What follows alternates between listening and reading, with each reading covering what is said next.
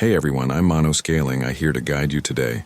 If you use this video to drift off to sleep, please tap like, hit subscribe, and drop a comment telling me where you're watching from and what time it is there. Now get comfortable and relax. My name is Marcus Webb. I need to write this down while I can still remember what's real, while I can still remember who Emily was before Kisatchie Forest. We'd been planning the trip for months, just a week away from Philadelphia, Emily's idea, actually. She'd found the RV rental online, some family-owned place in Louisiana that gave her a deal because it was off-season, October in Kisatchie National Forest. She showed me pictures of the campground, scattered sites between the pines, a lake nearby, trails that wound through the woods. "It'll be quiet," she'd said. "Just us." I should have questioned why it was so cheap. I should have asked why, in peak fall camping season, we could get an entire RV for less than a hotel room. We drove down on a Saturday. Took us 18 hours with stops, Emily switching with me every few hours. The RV handled worse than I expected, top-heavy, swaying whenever a semi passed us on the highway. By the time we crossed into Louisiana, my shoulders ached from gripping the wheel. "There," Emily said, pointing to a warn sign, "Kisatchie National Forest, Kincaid Recreation Area." The turnoff was easy to miss, just a gap in the trees with a gravel road leading into darkness. The campground host station was empty when we pulled in around dusk. Just a small wooden booth with a handwritten sign taped to the window. "Pay at site number 1, cash only, 25 night." "That's weird," Emily said, leaning forward to read it. The website said someone would be here until 9 p.m. I checked my phone. 7:47 p.m. No signal. But that wasn't surprising out here. "Maybe they stepped away," I said. "Let's find our site." We'd reserved site number 12, supposedly one of the better ones with a view of the lake. The gravel road curved through the forest, our headlights cutting through the gathering dark. I counted the sites as we passed. Number 3, number 5, number 7. All empty. No campers, no tents, no signs of anyone. "Where is everyone?" Emily asked. "Off-season," I reminded her. "You said it would be quiet." But this wasn't quiet. This was abandoned. Site number 12 sat at the end of a short spur road, backed against a thick line of pines. The lake was visible through the trees, maybe 100 yards away, its surface flat and black in the twilight. A concrete pad marked where we should park the RV, and there was a picnic table, a fire ring, and a post with an electrical hookup. And a scarecrow. It stood at the edge of the site, right where the clearing met the forest. Someone had lashed together 2 pieces of wood in a cross shape and dressed it in old clothes, a red flannel shirt, torn jeans, work boots. The head was a burlap sack with a crude face drawn in black marker, 2 X's for eyes, a stitched line for a mouth. "That's charming," Emily said. I parked the RV and killed the engine. The silence that followed was immediate and complete. No traffic sounds, no voices from other campers, no music or laughter. Just the faint whisper of wind through the pines. "I'll set up the hookups," I said. "You want to start dinner?" Emily nodded, but she was still looking at the scarecrow. "Do you think that's supposed to scare away animals or something?" "Probably." I climbed out of the RV and the cold hit me immediately. It had been warm when we stopped for gas 2 hours ago, but now the temperature had dropped at least 15 degrees. I could see my breath. The electrical hookup was straightforward. Just plug in the cord, flip the breaker. I connected the water line next, then checked the propane tanks. Everything seemed fine. When I straightened up, I noticed something odd about the scarecrow. It was facing us. I know that sounds stupid. Scarecrows don't move. But I could have sworn when we first pulled up, it had been facing the other direction, toward the forest. Now it was angled toward the RV, that crude drawn face seeming to watch me. "Marcus," Emily called from inside. "Can you grab the groceries?" I shook off the feeling and retrieved the cooler from the back. Inside the RV, Emily had turned on the lights and the heater. It already felt more like home, cramped and warm and safe. We made spaghetti on the propane stove, ate at the small dinette table, and tried to ignore the fact that we were completely alone in the forest. Emily kept checking her phone. "Still no signal," she said. "We knew that might happen." "I know, but..." She set the phone down. "It just feels really isolated out here." "That's the point, right? Get away from everything." She smiled, but it didn't reach her eyes. "Yeah, you're right." After dinner, we sat outside by the fire ring. I'd gathered some fallen branches and got a small fire going, more for light than warmth. The RV heater worked fine. Emily sat close to me on the picnic table bench, her shoulder pressed against mine. "Do you hear that?" she asked after a while. I listened. "Hear what?" "Nothing, that's what I mean. There's no sound at all." She was right. The forest was completely silent. No insects, no birds, no rustling of small animals in the underbrush, just the crackling of our fire and the occasional pop of sap. The scarecrow stood at the edge of the firelight, its shadow long and twisted. "I'm going to take it down," I said, standing up. "Why?" "It's creepy, and it's probably someone's idea of a prank anyway." I walked over to it, the fire warm at my back. Up close, the scarecrow looked even more roughly made. The flannel shirt was stained and torn, the jeans frayed at the cuffs. The boots were caked with dried mud, the burlap head lolled to one side, the X-eyes seeming to follow me. I grabbed the wooden frame where the crossbeam met the post and pulled. It didn't budge. I tried again, putting my weight into it, and the whole thing tilted forward. But it was anchored deep. Whoever put it here had sunk the post at least 2 feet into the ground. "Forget it," Emily called. "Just leave it." I stepped back. The scarecrow slowly tilted back to its original position, that crude face once again pointed toward our camp. That night I couldn't sleep. The RV bed was comfortable enough, but every small sound seemed amplified. The creak of the frame when Emily shifted position, the tick of the propane heater cycling on and off, the rustle of something, wind or animal I couldn't tell, moving through the trees outside. Around 2 a.m., I gave up and slipped out of bed. Emily was asleep, her breathing slow and steady. I pulled on my jacket and stepped outside.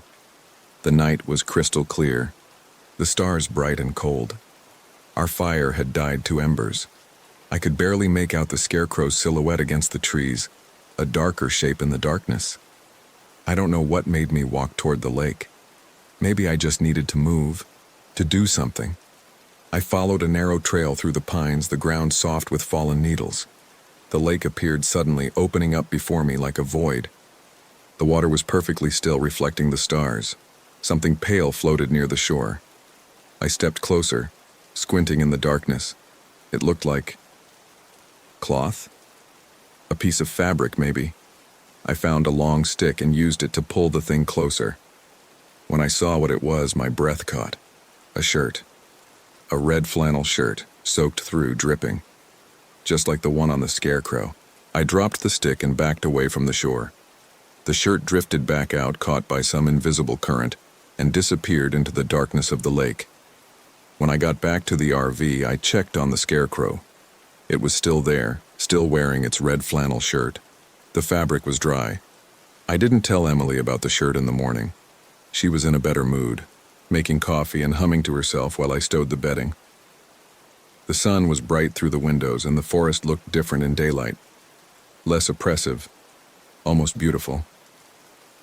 "Let's go hiking," she said. "There's supposed to be a trail that circles the lake. It's only about 3 miles. I hesitated. "I don't know. Maybe we should check in with the campground host first. We still haven't paid." "We can do that when we get back. Come on, the weather's perfect." She was right. The morning was cool but pleasant, the kind of fall day that made you forget winter was coming. We packed water and snacks, locked up the RV, and found the trailhead at the south end of the campground. The trail was well maintained but clearly unused. Fallen leaves covered the path, undisturbed by any recent footprints. We hiked in comfortable silence for the first mile, Emily stopping occasionally to take pictures with her phone. "Still no signal," she said, checking the screen. Did you expect one out here? No, I guess not. It just feels weird being so disconnected. We reached a bend in the trail where it curved close to the lakeshore, and Emily grabbed my arm. Marcus, look. Another scarecrow stood among the trees about 20 feet from the trail.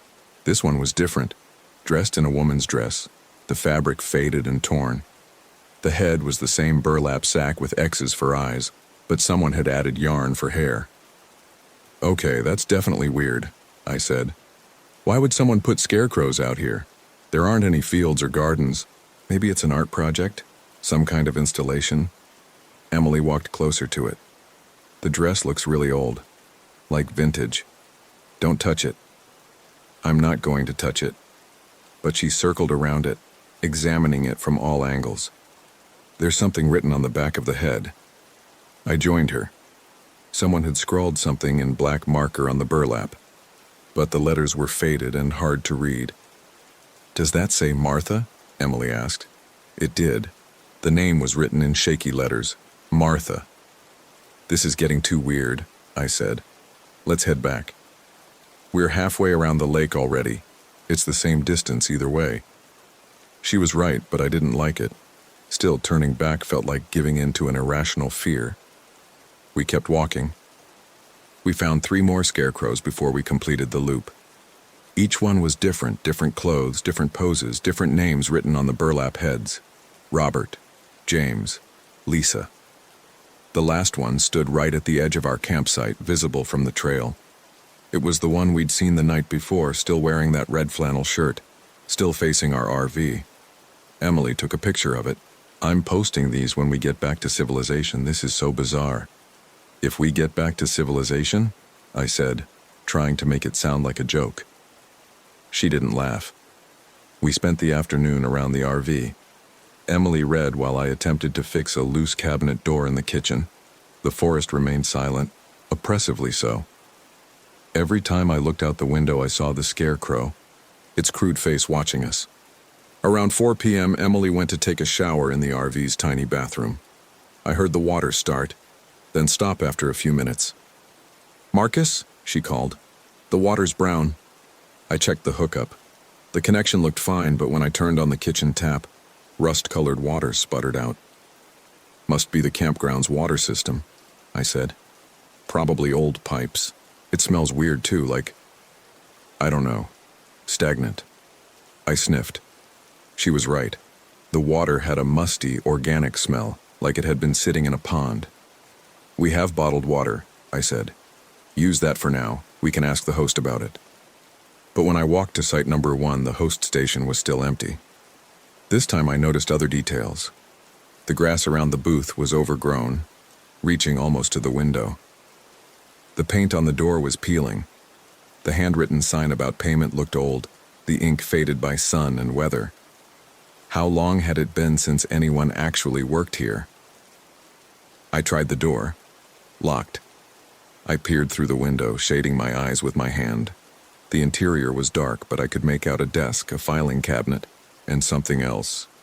A shape hanging from the ceiling. I pressed my face closer to the glass. It was another scarecrow, suspended from a rafter by a length of rope. But this one was different. The clothes looked newer, and the burlap head was tilted at an unnatural angle, like someone hanging. I stepped back from the window, my heart hammering. Did you find them? Emily asked when I got back. No, no one's there. That's really strange. Yeah, I didn't mention the scarecrow. Listen, maybe we should think about leaving early.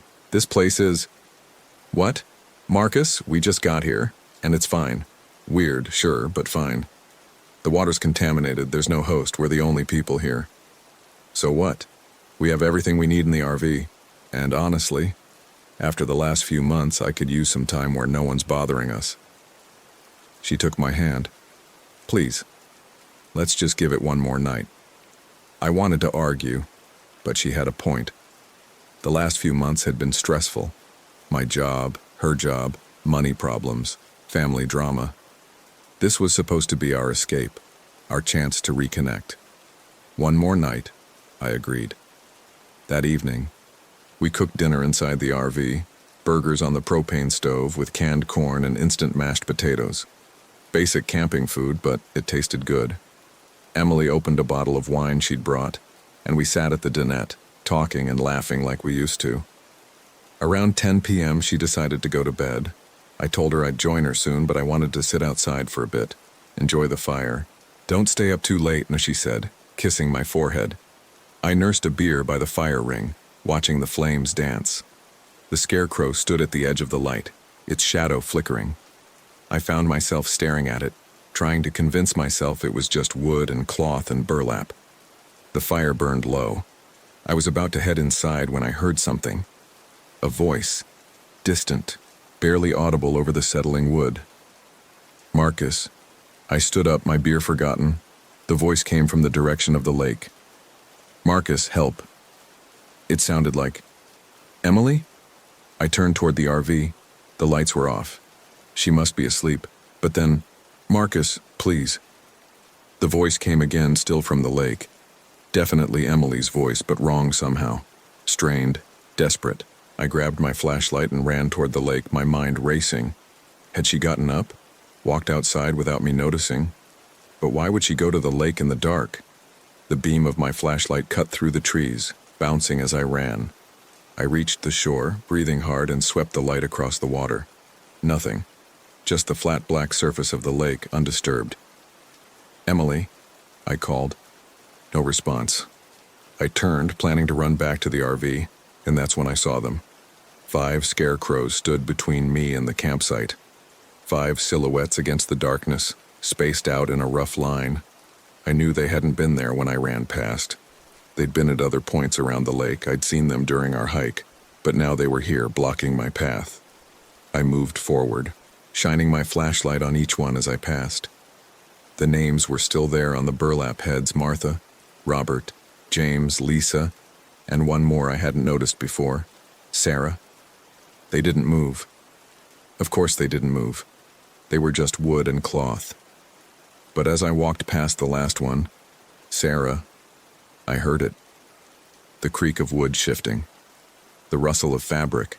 I ran the rest of the way back to the RV and burst through the door, my heart pounding. Emily was asleep in bed, curled up under the blankets, her breathing soft and steady. I checked every window, every lock. Nothing was out of place. The scarecrow at our site stood where it had always been, that red flannel shirt rustling slightly in the wind I couldn't feel. I didn't sleep that night. I sat at the dinette with all the lights on, watching through the windows, waiting for, I don't know what. For the scarecrows to move, for something to emerge from the forest. Nothing happened. The night passed in silence. When dawn finally came, I felt like I'd been awake for a week. Emily found me at the table, my head resting on my arms. "Did you sleep out here?" she asked. "Couldn't sleep." "You okay?" I wanted to tell her everything. The voice, the scarecrows moving, the feeling that something was very wrong with this place. But in the morning light, it all sounded crazy. "Yeah," I said. "Just strange dreams." She made coffee while I stared out the window. The scarecrow stood in its usual spot. In daylight, it looked almost ridiculous, a crude stick figure dressed in thrift store cast-offs. "I was thinking," Emily said, bringing me a mug. "Let's go into town today. We need more water anyway, and we should probably actually pay for the site. There must be an office or something." The nearest town was Kincaid, about 15 miles away. We'd driven through it on our way to the campground, just a handful of buildings clustered around a single intersection. The drive there was quiet. Emily kept trying to start conversations, but I was too tired and too on edge to respond properly. I kept checking the rearview mirror, convinced I'd see something following us, but there was nothing. Just empty road and dense forest. Kincaid looked even smaller in daylight. A gas station, a general store, a post office, and what might have been a bar or restaurant with a faded sign. Crawdads. We parked at the general store. Inside, it was dark and musty, the shelves half empty and coated with dust. An old woman sat behind the register watching a small TV with the volume turned low. "Help you?" she asked without looking up. "We need some water," Emily said. "Bottled water." And we're staying at the campground, but we haven't been able to find the host. The woman finally looked at us. Her eyes were milky with cataracts. Which campground? Kincaid Recreation Area, in Kisachi Forest. Something flickered across the woman's face. Recognition. Fear. That place been closed near 20 years. What? Emily said. No, it can't be. We made a reservation online. We're staying there right now. The woman shook her head slowly. Don't know what website you looked at, but that place ain't been open since the incident. What incident? I asked. She didn't answer immediately, just stared at us with those cloudy eyes. Family went missing out there, she finally said. Halloween 2003. 5 people, mother, father, 2 kids, and the grandmother. They was camping, and one morning they was just gone. No trace. RV still there, food still on the table, but no people. That's terrible, Emily said, but week later they found him, or what was left of him. The woman's voice dropped to almost a whisper. Hanged. All 5 of them hung from trees around the lake. But here's the thing.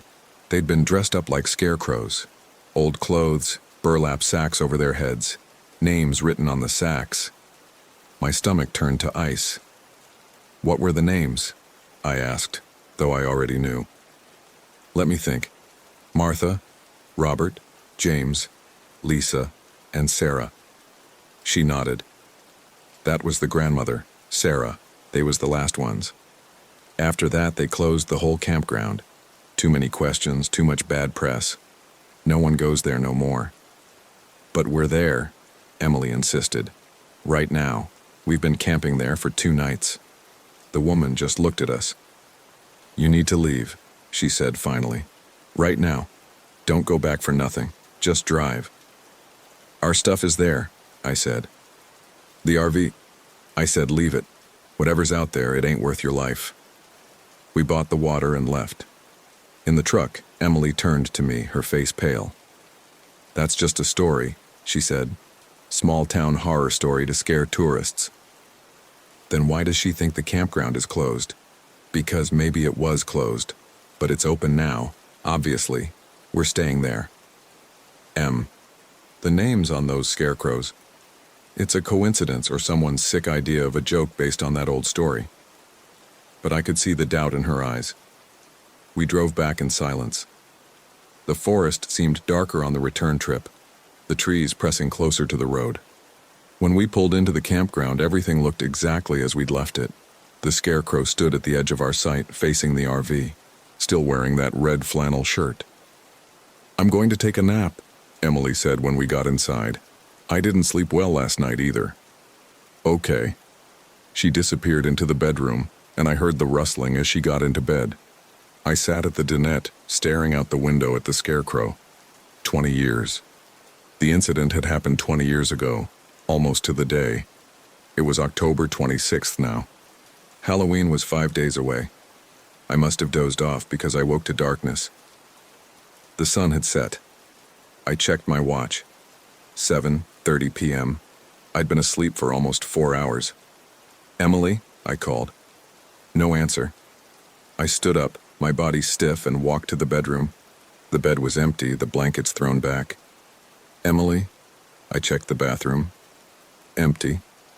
I opened the RV door and stepped outside. The campsite was dark except for our lights. No fire, no flashlight beam, nothing. Emily! My voice echoed through the forest, then died in that oppressive silence. I grabbed my flashlight and ran toward the lake, calling her name. The trail was empty. The shore was empty. I ran around the entire lake, checking every spot where we'd seen the scarecrows during our hike. They were all still there, all except one. The scarecrow that had stood at our campsite, the one in the red flannel shirt, was gone. I sprinted back to the RV, my lungs burning. Maybe she'd come back. Maybe I'd just missed her. But the RV was still empty. I searched the campground. Every site, every trail, every building. Nothing. No sign of her. And then I saw it. At the far end of the campground, near the host station, something stood in the darkness. A figure. I ran toward it, hope surging in my chest. Emily, But as I got closer, as my flashlight beam swept across it, the hope died. It was a scarecrow, a new one. This one wore Emily's clothes, her blue jacket, her jeans, her hiking boots. The burlap head lolled to one side, held by a rope around the neck, and on the back of the head, written in black marker, was a name: Emily. I screamed. I pulled at the scarecrow, trying to tear it down, but like the others, it was anchored deep. The clothes rustled under my hands, Emily's clothes, still carrying her scent. I collapsed to my knees in the dirt, the flashlight falling from my hand. This wasn't happening. This couldn't be happening. Behind me, I heard footsteps. Slow, dragging footsteps. I turned, grabbing the flashlight, and swept the beam across the darkness. Emily stood at the edge of the light, her blue jacket, her jeans, her hiking boots, all gone. She wore the scarecrow's red flannel shirt and torn jeans. In her hand, she held the scarecrow's burlap head. Emily? My voice cracked. She stepped forward into the light, and I saw her face. Her expression was blank, her eyes empty, and her mouth. Her mouth was stretched in a wide, stitched smile, black thread pulling at her lips. Emily, she said, but the voice wasn't hers. It was wrong. Flat, emotionless. That's what the head says. She held up the burlap sack. On it, written in fresh black marker, was my name, Marcus. I ran. I ran back to the RV, my body screaming in protest, my mind fracturing. I locked myself inside and fell against the door, sobbing. This wasn't real. This was a nightmare. I was still asleep at the dinette, dreaming. But I wasn't asleep. A knock on the door. 3 slow, deliberate strikes. Marcus? Emily's voice, but wrong. I made you something. Another knock. Marcus, open the door. I crawled away from the door toward the bedroom. Maybe I could barricade myself in there, maybe. The door handle turned. I'd locked it. I knew I'd locked it. But the door swung open anyway. Emily stood in the doorway, silhouetted against the darkness. The red flannel shirt hung loose on her frame. The burlap head dangled from her hand. You need to put this on, she said in that flat, wrong voice. Everyone puts it on eventually. Emily, please. I was crying now, pressed against the wall. It's me, it's Marcus. Come back. She tilted her head, considering. For a moment, just a moment, something flickered in her eyes. Recognition, fear. Emily, she whispered, and this time it was her real voice. My name is Emily. I'm... The blankness returned. The stitched smile widened. No, she said. Not anymore. She stepped into the RV. I bolted past her, out the door, into the night. I ran without thinking, without direction, just ran. The forest flew past, branches tearing at my clothes and skin. Behind me I heard footsteps, steady, patient, inevitable. I don't know how long I ran. Hours. Minutes. Time had lost meaning. Eventually, I stumbled and fell, my ankle twisting. I crawled behind a tree, pressing myself against the bark, trying to silence my ragged breathing. The footsteps stopped. Silence. I waited, every muscle tensed, my heart hammering so hard I thought it might burst. Then I heard them, voices in the darkness. Many voices speaking in unison. Marcus. I looked around the tree. 6 figures stood in a circle around me. 5 scarecrows, Martha, Robert, James, Lisa, Sarah, and Emily. They all wore the same blank expression, the same stitched smile. It's time, they said together. The scarecrows weren't scarecrows anymore. I could see now, could see the pale skin beneath the torn clothes, the human hands hanging at their sides, the vacant eyes staring from the burlap sacks. They'd been people once. The family from 2003. They were still people in a way. And they wanted me to join them. No, I whispered, but I was surrounded. There was nowhere left to run. Emily stepped forward. In her hands, she held the burlap sack with my name on it. "It doesn't hurt," she said in that wrong voice. "You just become something else." "Fight it," I begged her. "You're still in there. I know you are. Please." Something flickered across her face again. Pain? Confusion? I can't remember," she said, her real voice breaking through. "Marcus, I can't remember who I was." "You're Emily. You're my Emily. We came here together. We were supposed to..." But the others were moving closer now, their hands reaching for me. I did the only thing I could think of.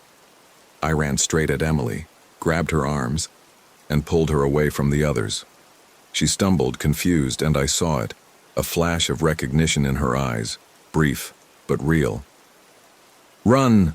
I shouted, dragging her with me. We crashed through the forest, the others pursuing. I could hear them behind us, not running, but walking with that same patient, inevitable pace. I found a trail and followed it, Emily stumbling beside me. The RV appeared ahead, and I pulled her inside, slamming the door. "The keys," I gasped. "Where are the keys?" Emily stared at me blankly. "The RV keys, Em. Where did we put them?" She blinked again. On the hook by the door?" I found them and jammed the key into the ignition. The engine sputtered, coughed, and died. No. I tried again. The engine turned over but didn't catch. Through the window, I saw them emerging from the forest. All 6 scarecrows walking toward us in that slow, synchronized pace. Third try. The engine roared to life. I threw the RV into reverse, not caring about the hookups, not caring about anything except getting away. Metal screamed as the electrical cord and water line tore free. The RV lurched backward, and I heard something crunch under the wheels. I spun the wheel, shifted into drive, and punched the accelerator. The RV fishtailed on the gravel, then found traction. In the side mirror, I saw the scarecrow standing in the road behind us, watching. Not chasing, just watching. We reached the main road, and I turned toward civilization, toward safety, toward anything that wasn't that forest. Emily sat beside me, silent. I glanced over at her every few seconds, checking to make sure she was still. Her. "Em? You okay?"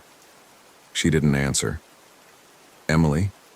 She turned to look at me, and I saw her face in the dashboard lights. The stitched smile was gone. Her mouth was normal. Her eyes were mostly normal. "I'm okay," she said.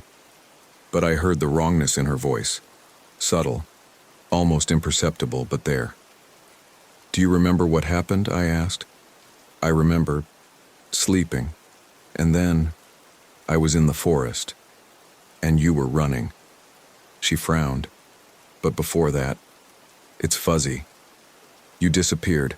I couldn't find you. And then..." I couldn't finish the sentence. She reached over and took my hand. Her skin was cold. "We're safe now," she said. Right. I wanted to say yes. I wanted to believe it. But when I looked in the rearview mirror, I saw something that made my blood run cold. Her reflection didn't match. In the mirror, Emily was smiling.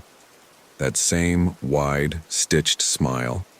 And in the darkness of the back seat, I could see it. The burlap sack with my name on it, waiting patiently on the bed. "Right," I said, my voice hollow. "We're safe." We drove through the night. Emily fell asleep after an hour, her head against the window. I kept driving, even though I had no idea where we were going. Every town we passed looked the same, dark, empty, forgotten. Around 3 a.m., I pulled into a rest stop. Emily didn't wake up when I stopped the engine. I sat there listening to her breathing, wondering if it was real or if I was imagining it. I wanted to check on her to make sure she was still herself, but I was afraid of what I might find. The burlap sack was still in the back seat. I could see it in the mirror, that black marker spelling out my name. I should have left it behind. Should have thrown it into the forest, burned it, anything. But something had stopped me. The same something that made me keep driving instead of going to the police, instead of going to a hospital, instead of doing anything that made sense. Because part of me knew, Had known since the moment I saw her standing in the darkness that whatever came back from those woods wearing Emily's face, it wasn't entirely her anymore, and it wanted me to join it. I'm writing this at the rest stop, using the last of my phone's battery. We're somewhere in Mississippi now, I think. Emily is still asleep. She's been asleep for 6 hours and she hasn't moved once. In the mirror, her reflection keeps smiling. I don't know what to do. I can't leave her, but I can't keep running forever. And that burlap sack? I know I should throw it away, but every time I reach for it, my hand stops. Like something's holding me back, like part of me wants to put it on. The sun will be up soon. Maybe things will look better in daylight. Maybe I'll figure out what to do. Maybe Emily will wake up and be herself again, and we can pretend this was all just a bad dream. But I don't think so, because when I look in the mirror now, I see them. The scarecrows. Standing at the edge of the parking lot, barely visible in the darkness before dawn. They're not moving, not coming closer, just watching, waiting. And I think I understand now. The forest didn't trap us. We were never trapped. We're free to go wherever we want. But we'll never really leave. Because wherever Emily goes, they follow. And wherever I go, she follows. We're bound to them now. To that place. To whatever darkness lurks in Kisatchie Forest. Emily is stirring. Her eyes are opening. And I can see in the mirror, in her reflection, that smile getting wider. "Marcus?" she says, her voice wrong. "Why did we stop?" "Just resting," I tell her. "Good," she says, "because we need to go back." "What?" "We forgot something. The flannel shirt. I need my shirt." She's not making sense. But then I look down and realize I'm wearing it. The red flannel shirt from the scarecrow. I don't remember putting it on. I was wearing my jacket and now... "That's better," Emily says, and her voice is her own again, warm and familiar. "You look nice in that color." I look at my hands gripping the steering wheel. They don't feel like my hands anymore. In the rearview mirror, the scarecrows are closer now. 6 of them standing in a line, waiting. And I know with a certainty that chills my blood, that tomorrow there will be 7. Emily takes my cold hand in her cold hand. "Let's go home," she says, and I start the engine. Because what choice do I have? We're already theirs.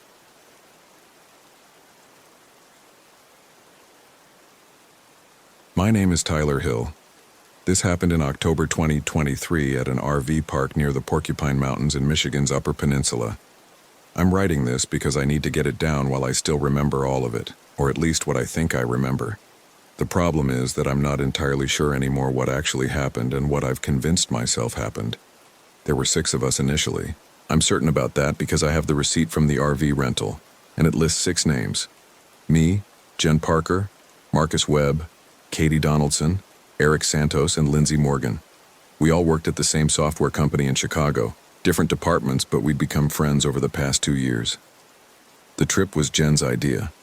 She'd been talking about getting away from the city before winter set in, somewhere remote where we could disconnect for a few days. The RV park was called Presque Isle River Campground, about 20 minutes from the actual Porcupine Mountains State Park. We chose it because they had full hookups and it wasn't quite as crowded as the main campground.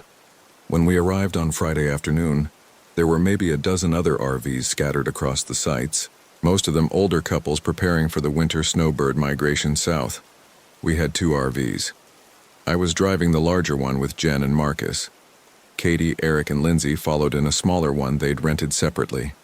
The drive up from Chicago took about 9 hours with stops. Nothing unusual about the trip itself. We listened to podcasts, argued about where to stop for lunch, the normal road trip stuff. The campground host checked us in.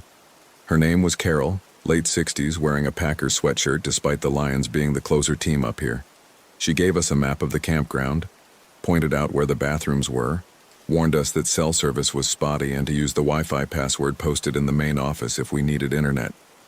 Standard orientation. We set up in adjacent sites numbers 47 and 48, backing the RVs up to the electrical and water hookups. The sites were separated by a thin row of pine trees, but we could easily see each other. Behind our sites, the woods got thick pretty quickly. Carol mentioned there were trails back there, but most people stuck to the marked ones closer to the river. That first evening went fine. We built a fire in the pit between our sites, cooked hot dogs and hamburgers, drank beer.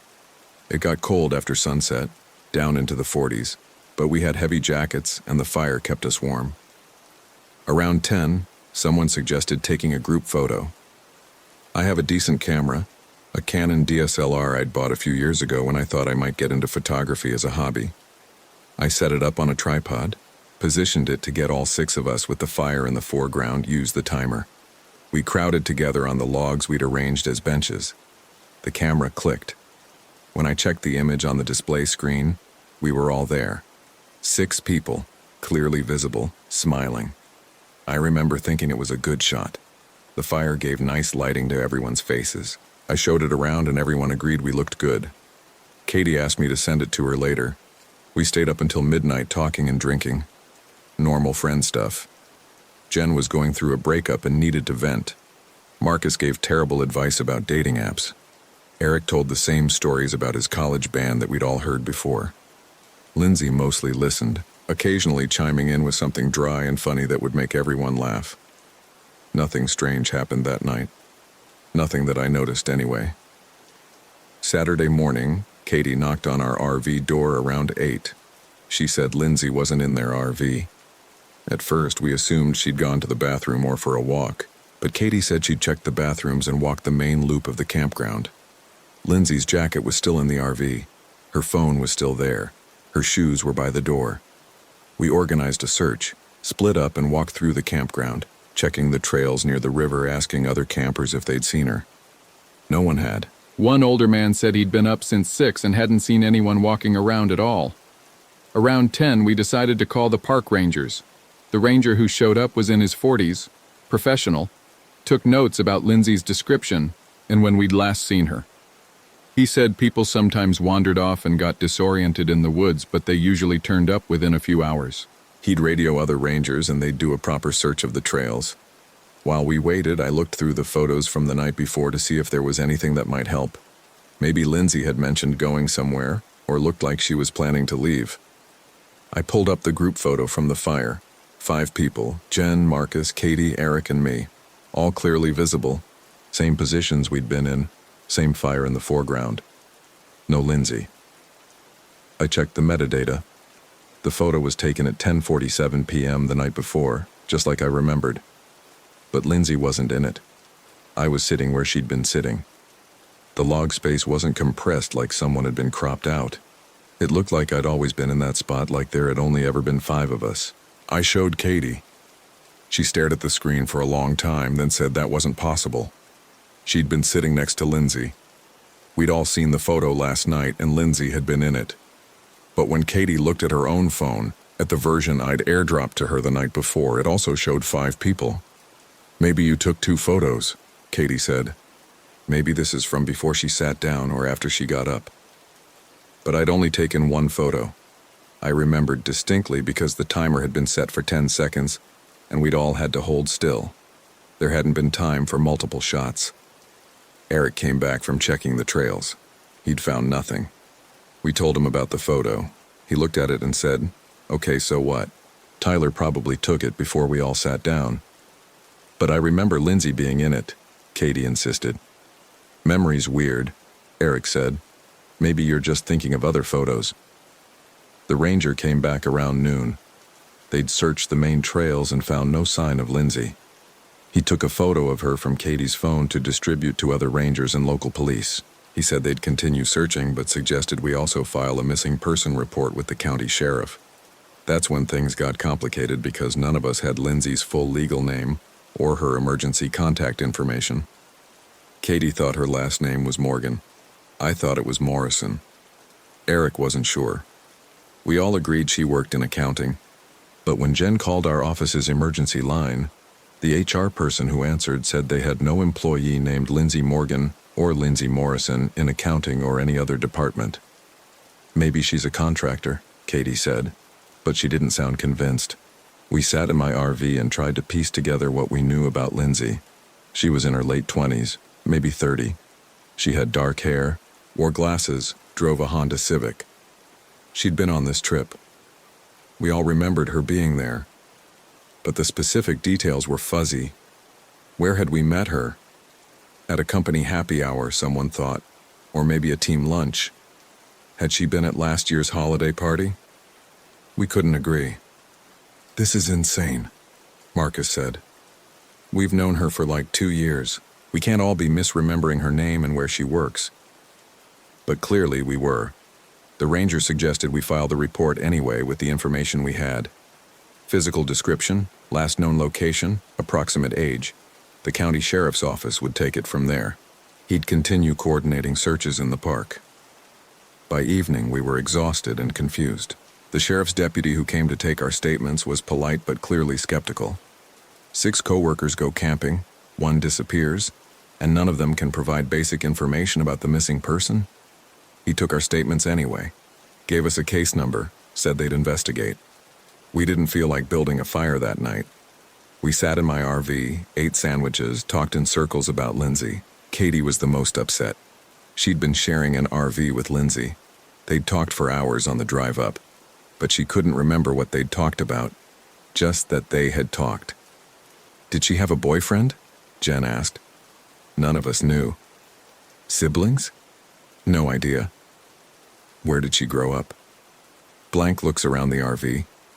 Eric suggested we were all just tired and stressed, that things would be clearer in the morning. We agreed to get some sleep and regroup tomorrow. Maybe Lindsay would turn up by then. Maybe this would all make sense. Katie didn't want to sleep alone in the other RV, so Jen let her take the bed in ours. Marcus and Eric went to the smaller RV. We locked the doors, set alarms, tried to sleep. I couldn't. I kept thinking about the photo. I got up around 2 in the morning and looked at it again on my camera. 5 people. I scrolled through the other photos I'd taken on the trip. There were a bunch from various stops on the drive up. A gas station in Wisconsin where we'd stopped for snacks. A scenic overlook near Green Bay. The entrance sign to the Porcupine Mountains. In every photo where I'd captured the group, there were 5 people, not 6. 5. I opened my laptop and checked my phone's photo backup. All the photos from the trip were there. I went through them methodically. In the gas station photo, I'd taken a picture of everyone posing in front of the car. 5 people. At the scenic overlook, Marcus had taken a selfie with everyone crammed in. I could see the photo on Instagram, posted yesterday afternoon. 5 people in the frame. The caption said, "Up here," with a bunch of tree emojis. 11 likes. Comments from co-workers and friends saying things like, "Looks fun" and "jealous." Nobody said, "Who's missing?" or "Where's Lindsay?" I searched my text messages for Lindsay's name, nothing came up. I searched my work email, no results. My Facebook friends list, Instagram followers, LinkedIn connections. No Lindsay Morgan, no Lindsay Morrison, no Lindsay anyone that I recognized. Sunday morning, I showed the others what I'd found, or rather, what I hadn't found. We gathered in my RV and went through everyone's phones, social media, email. No Lindsay. It was like she'd never existed. "So we're all having the same delusion?" Katie said.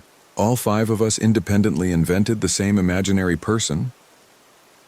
"There has to be a rational explanation," Eric said, but he didn't offer one. Jen suggested we drive home.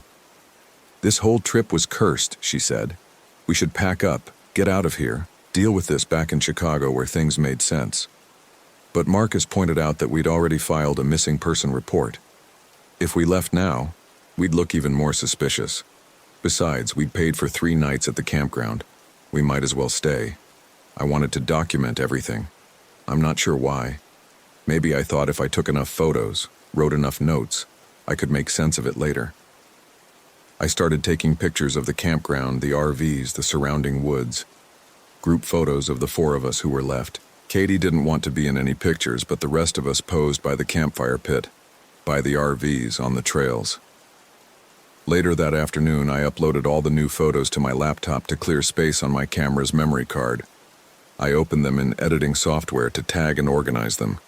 That's when I noticed something off about the photos from that morning. The one I'd taken of Marcus, Eric, and Jen standing in front of my RV. In the original that I'd looked at on my camera screen, all three of them were clearly visible. But now, looking at the file on my laptop, Eric wasn't there. Just Marcus and Jen, standing slightly farther apart than they had been, as if compensating for empty space. I checked the camera. The photo on the display screen showed Eric. I checked my laptop. The same file, transferred minutes ago, did not show Eric.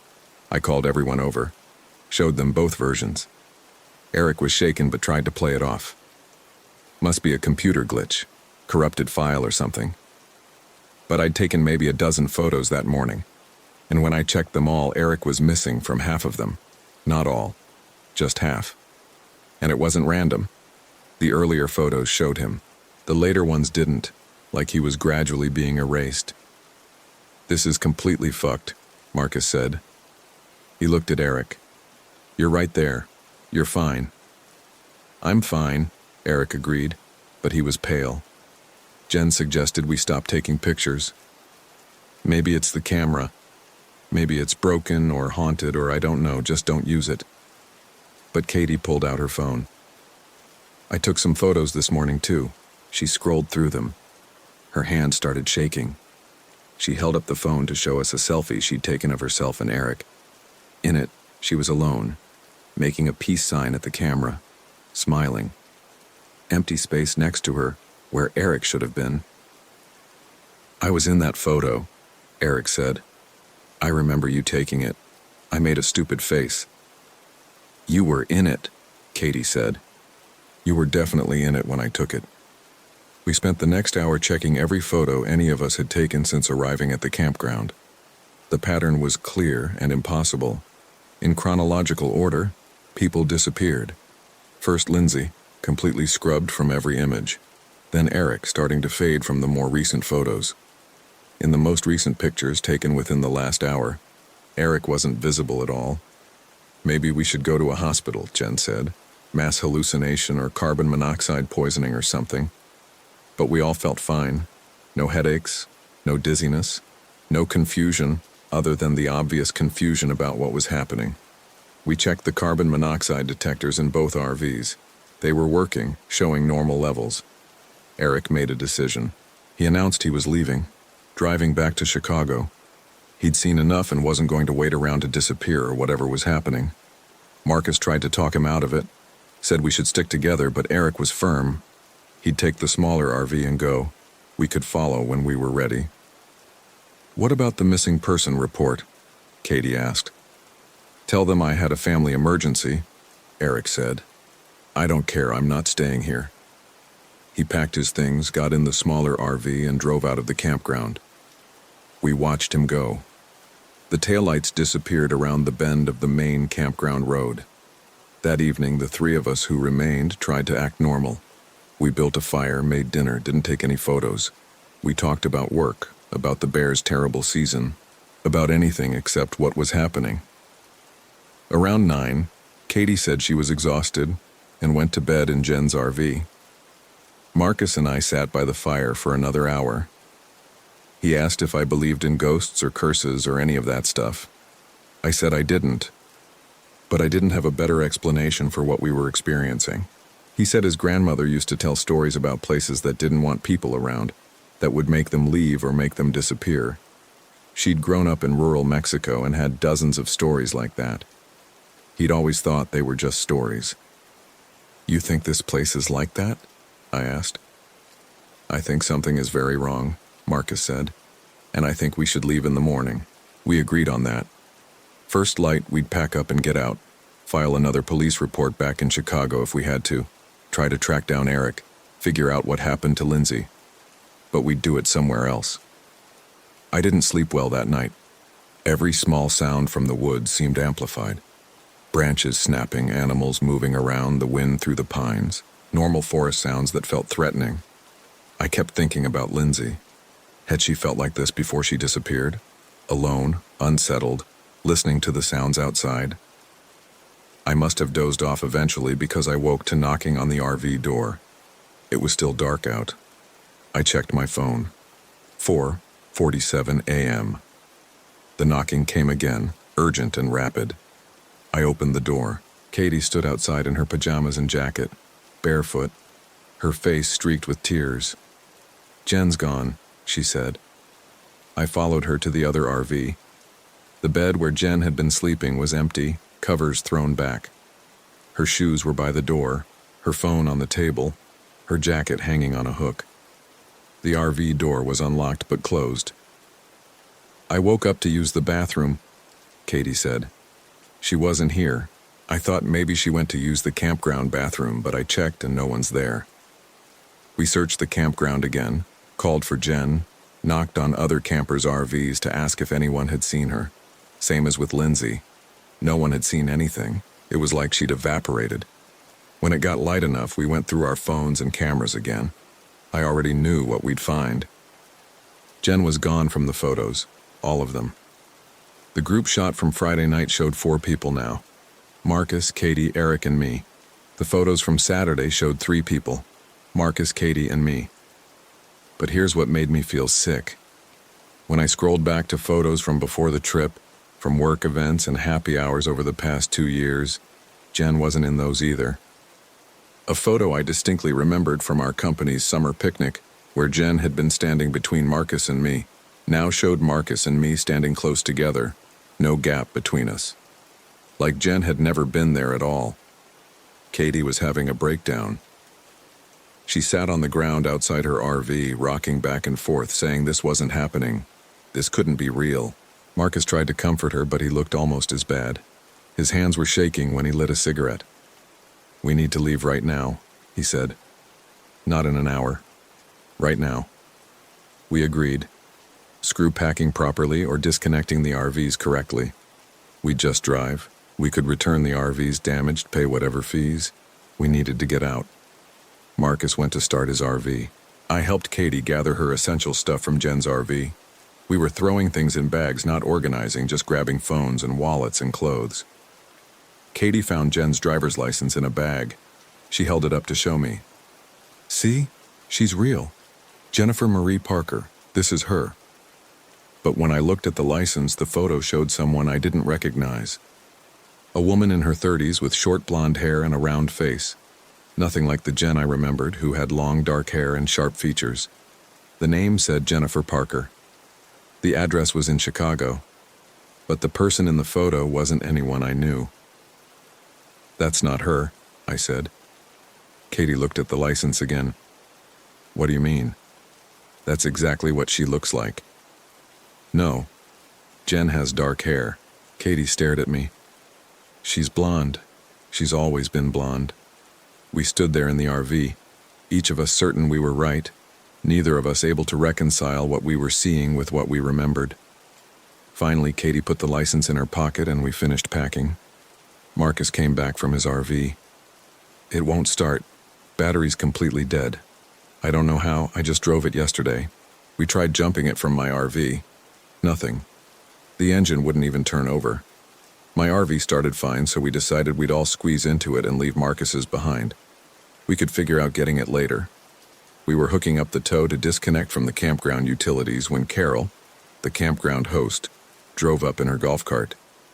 She asked if we were checking out early. Marcus explained that we'd had emergencies, people going missing, we needed to leave. Carol looked confused. "Missing? What do you mean?" "Our friends," Katie said. "Lindsay and Jen. They disappeared." "Honey, you checked in alone," Carol said. She consulted her clipboard. "Tyler Hill, party of 1. Site 47. You paid for 3 nights." "No," I said. "There were 6 of us, 2 RVs." Carol gestured at the empty site next to mine. "Site 48 has been vacant all weekend. You're the only one in this section." I looked at the empty site. There was no RV there, no tire tracks in the gravel, no sign anyone had been there. But I had clear memories of the other RV, of Marcus and Eric setting it up, of sleeping in it on Friday night. "This is insane," Marcus said. "You checked us in, all of us. You remember." But Carol just looked concerned and asked if we needed medical assistance. She suggested we might be dehydrated or experiencing altitude sickness, even though we weren't at significant altitude. She offered to call a doctor. We said no. We just needed to leave. Carol made a note that we were checking out early, said she'd process the refund, hoped we'd visit again under better circumstances. She drove away on her golf cart. The three of us stood in the campground, looking at each other. Marcus said what we were all thinking. This is going to keep happening until there's nobody left. We got in my RV and drove toward the campground exit. The main road was about a quarter-mile from our site. We made it maybe 200 yards before the RV started making a grinding noise and lurched to a stop. The engine died. I tried to restart it. Nothing. The battery, which had been fine minutes ago, was dead. We sat there for a while, trying to process what to do next. Katie suggested we walk. The nearest town was maybe 5 miles. We could hike out, call for a tow truck, get a ride. But the idea of walking through the woods felt wrong. Every instinct told me we needed to stay in the RV, locked inside, safe. Safe from what? Marcus asked when I voiced this. I didn't have an answer. Around noon, another camper drove by and stopped when they saw us. An older couple in a truck. They asked if we needed help. We explained our RV had died and we needed a jump or a tow. The man said he'd try to jump us, pulled his truck around. Nothing. The RV remained dead. Alternators probably shot, the man said. You'll need a mechanic. I can give you folks a ride to town if you want. Marcus immediately moved toward the truck, but I grabbed his arm. I don't know why. Just a feeling that getting in that truck was a bad idea, that leaving the RV was wrong. We'll wait for a tow, I said. The couple seemed puzzled but shrugged and drove off. We watched them go. Katie started crying again. She said she didn't understand what was happening, why this was happening, what we'd done to deserve this. Marcus and I didn't have answers. We were down to 3 people and we all knew we wouldn't stay 3. I suggested we document everything we could remember, write it down before it disappeared like the photos. We found notebooks and pens in the RV and spent the next few hours writing out everything we remembered about Lindsay, Jen, and Eric. Physical descriptions, stories about them, conversations we'd had, anything to prove they'd existed. When we compared notes, our stories didn't match. Katie remembered Lindsay as short with brown hair. I remembered her as tall with black hair. Marcus thought she wore contacts, not glasses. We remembered Jen differently too. Blonde or brunette, tall or average height, blue eyes or brown. The more we tried to nail down specific details, the more they slipped away like water through fingers. By evening, we'd given up trying to remember. We just sat in the RV waiting. The sun set. It got dark outside. We turned on the RV's interior lights, which still worked even though the engine wouldn't start. Around 8, Katie said she needed to use the bathroom. The RV had a small bathroom, so she didn't need to go outside. But when she came out 10 minutes later, Marcus and I both startled because we'd forgotten she was in there. Just for a moment, but we'd completely lost track of her existence. That's it, Marcus said. We can't stay here. We have to risk walking out. In the dark, Katie said. We're sitting here waiting to disappear, Marcus said. At least if we're moving, we're doing something. We argued about it. I thought we should wait until morning. Marcus thought morning might be too late. Katie didn't want to do either. Wanted someone to rescue us, wanted to wake up and have this be a nightmare. In the end, we decided to wait. Lock ourselves in the RV, stay together, stay awake. If we were going to disappear, at least we'd be together when it happened. We played cards, talked about mundane things. Marcus told a long story about his brother's wedding that was probably only half true. Katie talked about her cat. I described the apartment I was hoping to move into next month. Normal conversation that felt absurd given the circumstances. Around midnight, Katie fell asleep in one of the seats. Marcus and I let her sleep. We kept talking, keeping each other awake. He asked me if I thought we'd remember this afterwards. If we got out, if we survived, would we remember? Or would we wake up back in Chicago with no memory of this trip? No memory of the people who disappeared? I don't know, I said. I'm writing this all down. Maybe that'll help. Maybe, Marcus said. He didn't sound convinced. We talked until about 3 in the morning. Then Marcus said he was going to close his eyes for just a minute. I told him to go ahead. I'd keep watch. He leaned back in his seat and was asleep within seconds. I sat there alone in the RV, the only one awake. I should have been tired, but I was wired with adrenaline and fear. I kept checking my phone even though there was no service. Scrolling through photos, looking for evidence of the others. They were all gone from my photo library now. Every single image. When I looked at the pictures from work events, I was often standing alone or positioned oddly in group shots, like someone had been cropped out but the remaining people hadn't been repositioned correctly. Around 4 a.m., I decided to check the physical photos I'd taken with my camera. The actual files on the memory card, not the ones I'd uploaded. Maybe they'd be different. Maybe the originals would still show everyone. I got my camera from my bag and turned it on. Scrolled through the images on the card. The group photo from Friday night. 4 people.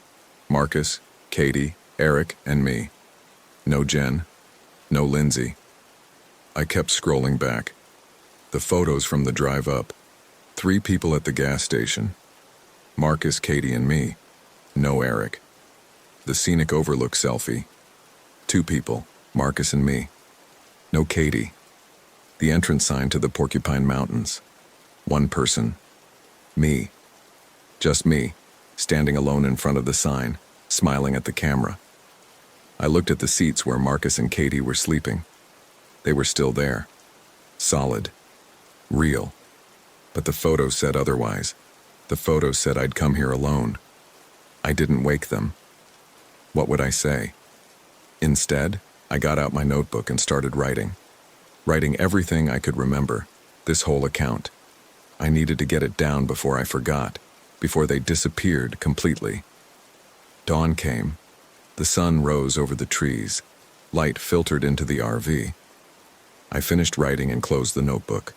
I looked at where Marcus and Katie had been sleeping. The seats were empty. I was alone in the RV. I checked my phone. No texts from them. No call history. My contacts list was shorter than I remembered. I searched for Marcus Webb. Nothing. Katie Donaldson. Nothing. I opened my recent call log. The last call I'd made was 3 days ago, to the RV rental company to confirm my reservation. Party of 1. I checked my email. The confirmation, 1 RV, 1 driver, solo camping trip. I looked at the second seat in the RV where Marcus had been sleeping. There was an indentation in the cushion, like someone had been sitting there, but when I touched it, it was cold. I got out of the RV. The campground was waking up. Other campers were starting their days, making breakfast, packing to leave. I walked to where the second RV had been parked. Site 48, empty. The gravel showed no tire tracks. The grass wasn't pressed down where the RV would have been. Carol drove by on her golf cart. She waved cheerfully. "Morning, enjoy your stay?" "Yes," I said automatically. "Heading out today?" "Soon." She drove on, heading to greet other campers. I stood there trying to figure out what to do. Call the police? And tell them what? That 5 people I couldn't prove existed had vanished? That I had clear memories of a camping trip with friends, but all evidence said I'd come alone? I walked back to my RV, sat in the driver's seat, turned the key. The engine started immediately. Battery fully charged, working perfectly. I drove out of the campground, took Highway 28 back toward Chicago. The drive was long and I kept trying to remember the trip up. Had I really been alone? No, I'd had conversations. I'd listened to podcasts with someone. We'd stopped for lunch. I remembered ordering food for more than 1 person, but maybe I hadn't. Maybe I was remembering wrong. Memory is unreliable. False memories feel real. I know that intellectually. When I got home to my apartment, I unpacked. There was only my stuff, only my clothes, my toiletries, my food. No evidence anyone else had been planning to come. I checked my work email, looked up Jen Parker in the company directory. Nothing. Lindsay Morgan. Nothing. Marcus Webb. Nothing. Katie Donaldson. I searched all variations of her name. No results. I asked my cubicle neighbor if he knew Marcus Webb. He looked confused and said he'd never heard of anyone by that name. I described Marcus. My neighbor shrugged, said lots of people worked here. He couldn't know everyone. It's been 3 weeks now. I've been looking at my photos constantly, checking them obsessively. They haven't changed. They all show me alone. Every single one. The photos from this trip, photos from previous trips, photos from work events. I'm either by myself or positioned strangely in groups, obviously alone even when I'm with other people. But I have this notebook. I wrote everything down while it was happening. Names, descriptions, conversations, proof that they existed, proof that I didn't go camping alone. Except when I read back through what I wrote, some of it doesn't make sense. There are gaps, places where I've written names but can't remember who those names belong to. Descriptions of people I can almost see in my mind, but not quite. I think I'm forgetting. The same way they disappeared from the photos. They're disappearing from my memory. I'm writing this final section now because I need to get it out while I still can. While I still remember that something happened, even if I can't remember exactly what. There were 6 of us. I'm sure of that. 6 people who went camping in the Porcupine Mountains. And now there's one. Me. The only one left. The only one who remembers, even though my memories are fading. The photos say I was always alone. My phone records say I came alone. The campground records say I checked in alone. Everyone I ask says they don't know the people I'm asking about, but I know. I remember.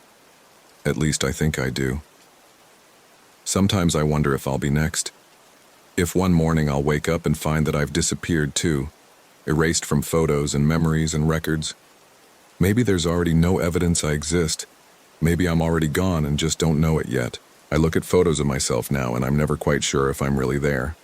The person in the images looks like me, but also not. Like a copy of a copy, slowly degrading. Every picture I took slowly erased people from the frame. Until there was only one. Until there was none. I'm going back to the Porcupine Mountains next weekend. I need to understand what happened. I need to know if they're still there somehow, trapped in that place, or if they're truly gone. I probably won't come back.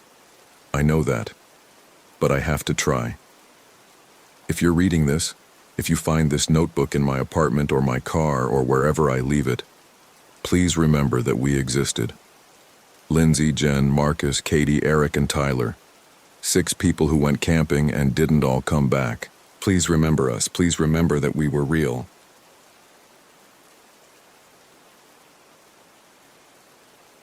My name is Victoria Hayes. This happened last September in the Bighorn Mountains of Wyoming at a campground called Shell Creek RV Park. I'm writing this down because I need someone to know what happened, even if no one believes me.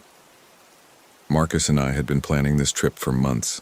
3 years of marriage, both of us grinding at jobs we hated in Denver, and we needed a break. Just us, the RV we'd rented, and 5 days in the mountains before the season ended. No cell service, no internet, no distractions. I remember thinking it would save us. I remember being that naive. We arrived on a Thursday afternoon. The drive from Denver had taken longer than expected. Marcus insisted on taking back roads to avoid construction, and I didn't argue. The RV park was more isolated than the photo suggested. 12 sites total, scattered among lodgepole pines, and only 3 other RVs when we pulled in. The ranger station was a small cabin at the entrance, but no one was inside when we stopped. Just a note taped to the door. Check in after 5 p.m. Site 7 is yours. Jay. Marcus parked us at Site 7. It was the farthest from the entrance, backed up against dense forest. The nearest occupied site was maybe 100 yards away. I could see a fifth-wheel trailer with Montana plates and an older couple sitting outside in camping chairs. They didn't wave. "Perfect," Marcus said, stepping out of the RV. He stretched, his back cracking. Total privacy. I started unpacking while he set up the hookups. We'd rented a 28-foot Class C, bigger than we needed, but it was all they had available. The interior smelled like pine-scented cleaner and something else underneath. something stale. I opened windows while I worked. The journal was in the cabinet above the dinette table. I almost missed it. I was putting away groceries, and when I reached for a water bottle, my hand knocked against something. I pulled out a small leather-bound notebook, maybe 5 by 7 inches, with a worn cover and no title. I opened it to the first page. September 14th. Victoria arrives, finds journal, reads first entry, doesn't believe it yet. My stomach dropped. Today was September 14th. My name was Victoria. I flipped through the pages. They were dated sequentially, the 14th through the 18th. 5 days. Our entire trip. Each entry was written in neat, cramped handwriting I didn't recognize. I read the next few lines. Marcus will notice she's quiet at dinner. He'll ask what's wrong. She'll show him the journal. He won't take it seriously. They'll argue about whether to stay or leave. They'll stay. I closed the notebook and put it back in the cabinet. "What's taking so long?" Marcus called from outside. I didn't answer. I finished unpacking in silence, shoving cans into the cabinet, my hands shaking slightly. When everything was put away, I grabbed 2 beers from the cooler and went outside. Marcus had set up our camping chairs. The sun was dropping behind the mountains, painting everything orange and shadow. It was beautiful. It should have been beautiful. "You okay?" he asked, taking the beer. "Fine." We sat in silence for a while. I kept thinking about the journal. Someone's idea of a joke, probably. The RV was a rental. Maybe the last person who used it left it behind. Maybe they knew someone named Victoria was coming next. It was on the reservation, after all. Maybe they thought it would be funny. But how did they know we'd arrive on the 14th? How did they know I'd find it first? "You're quiet," Marcus said. I looked at him. "There's something weird in the RV." "Weird how?" I told him about the journal. He listened without interrupting, which was unusual for Marcus. When I finished, he set down his beer. "Show me." We went inside. I pulled the journal from the cabinet and handed it to him. He read the first entry, then flipped through the pages, his expression unreadable. "Creepy," he said finally. "Some kind of prank." That's what I thought. But how did they know? They probably write something vague in every RV they rent out. Names get recycled. We're not the first Victoria and Marcus to exist. The date matches. We made our reservation 3 months ago. Someone could have checked it. I wanted to believe him. I wanted it to be that simple. "Should we leave?" I asked. Marcus looked at me. "Because of a notebook?" "Because someone might be watching us." "Vic." He put his hands on my shoulders. "It's a prank. A dumb, creepy prank. If you want to leave, we'll leave. But we drove 7 hours to get here, and we both need this." He was right. We did need this. We'd been fighting more lately. Stupid fights about nothing. Dishes, schedules, whose turn it was to call his mother. A week ago, I'd found myself Googling marriage counseling Denver at 2 in the morning. This trip was supposed to reset us. "Okay," I said. "We'll stay." "Yeah?" "Yeah, but I'm keeping this." I took the journal from him and shoved it in my bag. Just in case. We cooked dinner on the propane stove, pasta with jarred sauce, garlic bread. Marcus opened a bottle of wine. We ate outside as the temperature dropped and stars appeared. Other than the couple in the fifth wheel, we didn't see anyone. No ranger came by to officially check us in. "Maybe we're the only ones here," Marcus said. "There are other RVs. Doesn't mean they're occupied." The thought was unsettling. I changed the subject. We talked about work, about friends, about everything except the journal. By the time we went to bed, I'd almost convinced myself it didn't matter. I woke up at 3:17 a.m. The clock on the RV's dashboard glowed green in the darkness. Marcus was asleep beside me, breathing deeply. I needed to use the bathroom. The RV bathroom was barely big enough to turn around in. I did my business quickly, trying not to make noise. When I opened the door, I saw a light coming from the dinette area. The cabinet above the table was open. The journal lay on the table, closed. I hadn't left it there. I'd put it in my bag, which was in the bedroom. My heart started pounding. I walked to the table slowly, scanning the small space. The door was locked, the windows were closed. We were alone. I picked up the journal and opened it to the second entry. September 15th. Victoria wakes at 3:17 a.m., finds journal on table, reads this entry. Marcus is still asleep. She checks the door. It's locked. She feels watched. My hands went cold. I checked the door. Locked. I looked out the windows into darkness. Nothing moved. I felt watched. I grabbed my phone and turned on the flashlight. I checked every inch of the RV. Nothing. No one. Marcus didn't stir. I stood in the middle of the living area, holding the journal, trying to breathe normally. This wasn't a prank. You can't prank someone into waking up at a specific time. You can't predict they'll find the journal moved unless someone had been inside while we slept. I checked the door locks again, checked the windows. Everything was secure. But that meant nothing. Someone could have come in and left while I was in the bathroom. They could be outside right now watching. I put the journal on the counter and made myself read the rest of the entry. At 7:30 a.m., Marcus will wake up complaining of a headache. They'll eat breakfast. Victoria will not tell him about finding the journal moved. She's afraid he'll think she's overreacting. They'll go hiking on Trail 341. Marcus will suggest turning back after 2 miles. Victoria will insist they continue. They'll see something in the woods. They won't agree on what it was.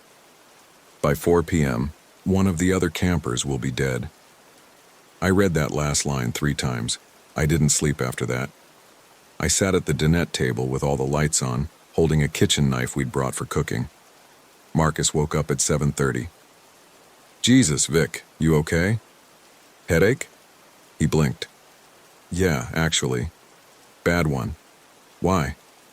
I showed him the journal entry. This time he read it more carefully. When he finished, his jaw was tight. "Someone's fucking with us. Marcus. They got into the RV while we were asleep. They moved the journal.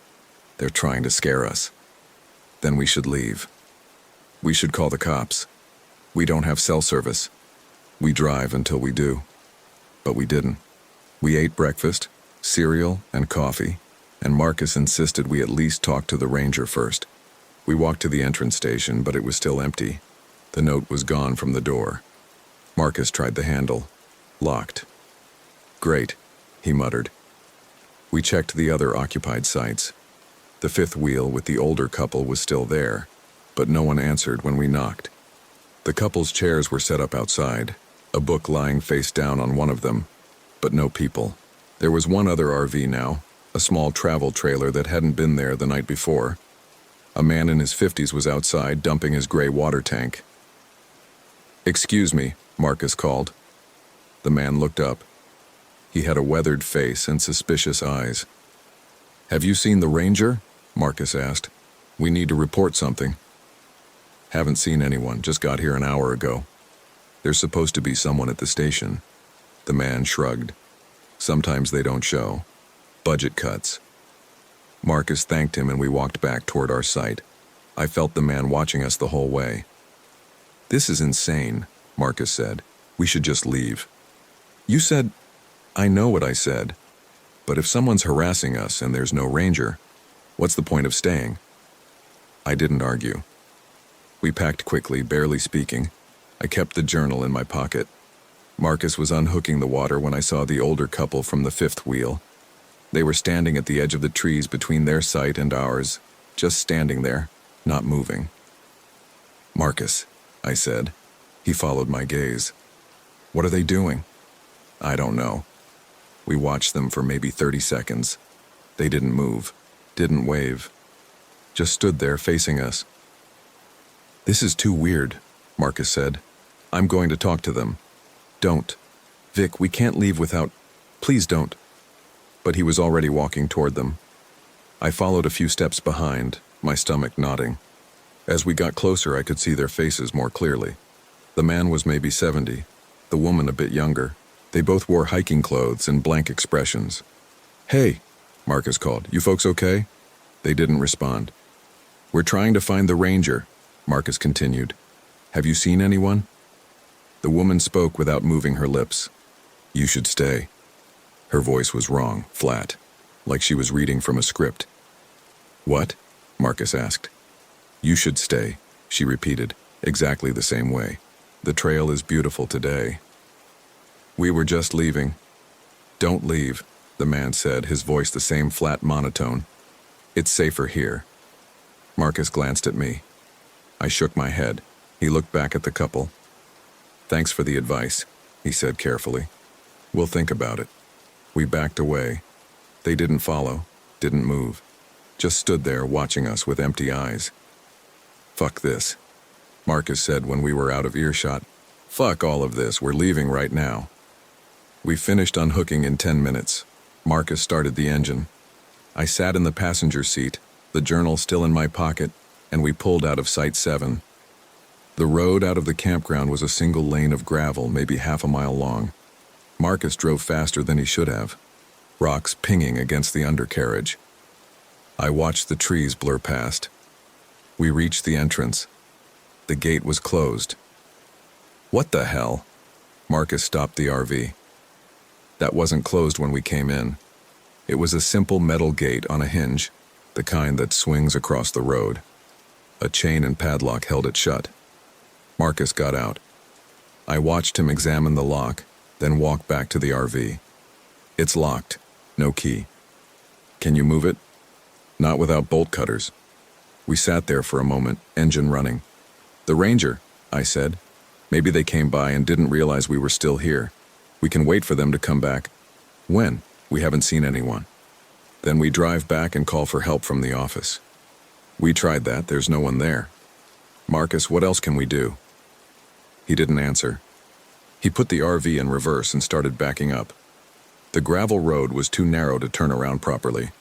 He had to back up almost a quarter mile, using the mirrors, swearing under his breath the whole time. When we got back to Site 7, he parked and killed the engine. Maybe it's for fire danger, he said. Maybe they locked the gate during certain hours and didn't tell us. That doesn't make sense. None of this makes sense, Vic, but we're stuck here until someone opens that gate, so we might as well. What? The entry. I pulled out the journal. It said we'd go hiking, Trail 341. We're not going hiking. We're stuck here because... It also said one of the campers would be dead by 4 p.m. Marcus stared at me. You can't seriously believe. I woke up at 3:17 a.m. You had a headache at 7:30. That couple said exactly what they said. Everything has happened exactly like it's written. Coincidence? All of it? He didn't have an answer for that. I opened the journal and read ahead. The entry for September 15th continued. They'll decide to hike anyway. Victoria thinks walking will clear their heads. Marcus agrees reluctantly. They'll take the trail behind Site 7. 2 miles in, they'll hear something following them. Marcus will want to turn back. Victoria will convince him to keep going. At the 3-mile mark, they'll find the ranger's truck. The door will be open, blood on the driver's seat, no body. That's when Marcus will start to change. I felt cold all over. What? Marcus leaned over to read. His face went pale. Jesus Christ, this is some kind of sick joke. What if it's not? Then what? You think this notebook can predict the future? You think... He stopped. The couple, the way they acted, and the gate being locked and no ranger. Vic, what if someone kidnapped the ranger? What if those people back there are involved? It was the most logical explanation, but it didn't explain the journal. We should stay in the RV, I said. Lock the doors. Wait for someone to come. And if no one comes? Then tomorrow we figure out how to break that lock. Marcus nodded slowly. Okay, we'll do that. But I'm going to check on that couple first. See if they're normal. If something's wrong, we'll know it's not just us. Marcus, don't. I'll take the walkie-talkie. You stay here. If anything happens, I'll radio you. He was out the door before I could stop him. I watched through the window as he walked toward the 5th wheel, one of the camping walkie-talkies clipped to his belt. He disappeared around the side of their RV. 5 minutes passed. Then 10. The walkie-talkie on the counter crackled. "Vic?" I grabbed it. "Marcus, what's wrong?" "You need to see this." "See what?" "Just come here. Now." His voice sounded strange. Not scared. Not exactly. Just flat. I thought about the couple. The way they'd spoken. "Marcus, come back to the RV." "Vic, please, I need you to see this." "What is it?" "Just come here." The line went dead. I tried calling him back. No response. I stood in the RV holding the walkie-talkie, my heart hammering. Every instinct told me not to go, to lock the door and wait. But Marcus was my husband. If something had happened to him, I grabbed the kitchen knife and stepped outside. The afternoon sun was bright, but the air felt wrong. Too still. No birds, no wind. I walked toward the fifth wheel, scanning the trees, the knife gripped tight in my hand. Their RV was bigger than ours, nicer. The door was closed. I knocked. "Marcus?" No answer. I tried the handle. Unlocked. I opened it slowly. The interior was pristine, too clean. No personal items, no food in the kitchen area, no clothes, no books, nothing to indicate anyone actually lived here. Like a showroom model. "Marcus?" I heard something from the bedroom at the back. A shuffling sound. "Marcus, if you're trying to scare me, it's not funny." I walked toward the bedroom, knife raised. The door was slightly ajar. I pushed it open with my foot. The older couple sat on the bed side by side, hands folded in their laps, staring straight ahead. Not at me, at nothing. "Where's my husband?" The woman turned her head slowly. Her eyes were empty. "He's at the truck." "What truck?" "The ranger's truck, 3 miles up Trail 341. My blood went cold. "How do you know that?" "Because that's what's supposed to happen."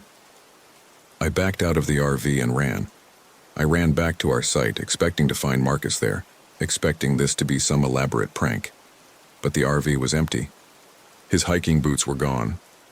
The walkie-talkie he'd been carrying was on the counter. He'd never called me. Someone else had used his voice. I grabbed my phone, still no service. I shoved it in my pocket anyway, along with the journal, and laced up my boots. The knife went into my other pocket. Then I went to find my husband. Trail 341 started behind our campsite. I'd seen the marker when we arrived, a small brown sign nailed to a tree. The trail was narrow, winding through lodgepole pines and aspens. I walked fast, scanning for any sign of Marcus. After maybe 20 minutes, I heard something behind me. Footsteps. I spun around. Nothing. I kept walking. The footsteps continued, matching my pace. When I sped up, they sped up. When I stopped, they stopped. "Marcus?" No answer. I pulled out the knife and kept moving. The trail climbed steadily. My calves burned. I checked my phone every few minutes. Still no signal. At what I guessed was around 2 miles, I heard something else. A voice. Singing. It was a child's voice, high and clear, singing a nursery rhyme. "Ring around the rosy, pocket full of posies." The voice came from somewhere to my right off the trail. I stopped walking. Ashes, ashes, we all fall down. Then silence. I was alone in the forest. No child, no Marcus, just me and the knife and the journal burning in my pocket. I kept hiking. Every part of me wanted to turn back, but Marcus was out here somewhere, and I couldn't leave him. At the 3-mile mark, I found the truck. It was a Forest Service vehicle, olive green, parked on a small turnout beside the trail. The driver's door hung open. I approached slowly, knife ready, blood on the driver's seat. A lot of blood, dark and dried. No body. I checked the truck bed, empty except for some tools. I looked inside the cab, keys still in the ignition. A clipboard on the passenger seat with papers. I pulled it out. The top page was a roster, names and dates. I scanned down the list and stopped at the entry for September 14th. Site 7, Victoria and Marcus Hayes, 5 days. Someone had circled our names in red pen. Below it, they'd written, "They will not leave." I dropped the clipboard. My hands were shaking so hard I almost dropped the knife, too. "Vic?" I turned. Marcus stood 20 feet away on the trail, his hiking boots muddy, his face pale. "Marcus?" I ran to him. "Jesus Christ, where were you? What happened?" "I don't know." He looked confused, disoriented. "I was at the fifth wheel, and then... I don't remember. I was just walking on the trail. How did I get here?" "You don't remember?" "No. The last thing I remember is going to check on that couple. Then nothing. What time is it?" I checked my phone. 3:47 p.m. "We need to go," I said. "Now." I showed him the truck, the blood, the roster. His face went gray. "Someone's doing this to us," he said. "Someone planned this whole thing. The journal. Fuck the journal, this is real. Someone is hunting us." He took my hand and we started back down the trail. We moved fast, nearly jogging. I kept looking over my shoulder, expecting to see someone following, but the forest was empty.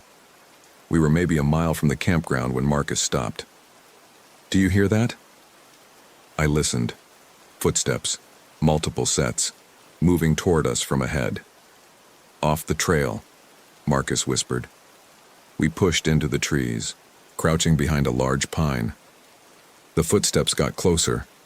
3 figures emerged on the trail, the older couple and the man from the travel trailer. They walked in single file, their movements synchronized, their faces blank.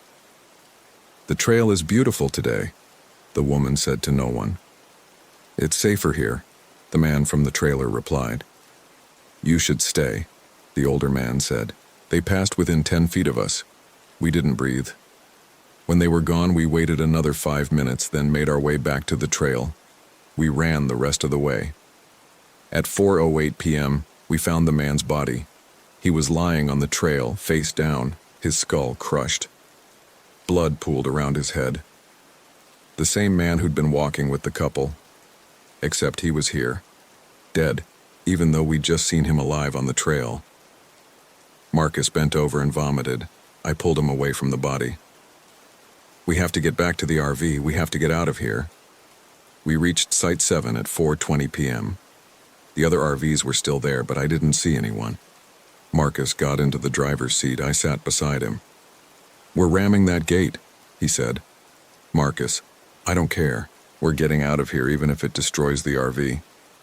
He started the engine. We pulled out of the site and drove toward the exit. The gate was still locked. Marcus accelerated. At the last second, I screamed, "Stop!" He slammed the brakes. We lurched forward. The ranger stood on the other side of the gate. He was young, maybe 30, with a neat uniform and a name tag that read J. Morrison. He looked normal, alive. He waved at us, smiling. Marcus rolled down the window. "Open the gate." "Sorry about that," the ranger called. "Had to close it for a medical emergency. Give me a second." He produced a key from his pocket and unlocked the chain. The gate swung open. We didn't move. "Something wrong?" the ranger asked, walking toward us. "There's a dead man on Trail 341, I said. His smile didn't waver. "A dead man? And blood in your truck. Where have you been?" "My truck?" He looked genuinely confused. "I've been dealing with a situation at another campground all day. Just got back." "What's this about a body?" Marcus and I looked at each other. "Show us your truck," Marcus said. "Sure, it's right over." The ranger stopped. "Wait, you said my truck's on 341, 3 miles up." His confusion deepened. "That's impossible. My truck's been at the ranger station all day. I just parked it there 20 minutes ago." He led us back to the entrance station. His truck was there, clean, no blood. We told him everything. The journal, the strange people, the body on the trail, the blood in what we thought was his truck. He listened quietly, his expression growing more concerned. "I need to check this out," he said when we finished. "Can you show me where you saw the body?" "We're not going back there," Marcus said. I understand, but if there's a body, I need to call the police, I said. There's no cell service here. Closest phone is 15 miles down the mountain. Tell you what, you folks head into town. Report this to the sheriff, I'll check the trail.